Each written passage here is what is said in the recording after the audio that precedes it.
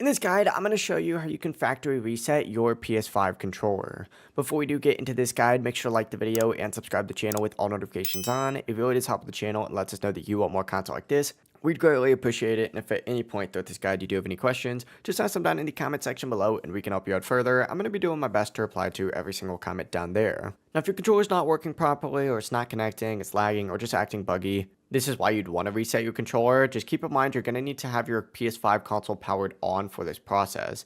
Essentially, go ahead and flip your PS5 controller over and be looking at the back of it. And on the back, near the little Sony logo, you're going to see a small little pinhole. It should look like a little dot in there. Grab a small pin or a SIM card tool and just insert that into that pinhole. And you'll feel a small click. Hold that pin down for about 5 seconds after hearing that click, and this will reset the controller and disconnect it from your PS5.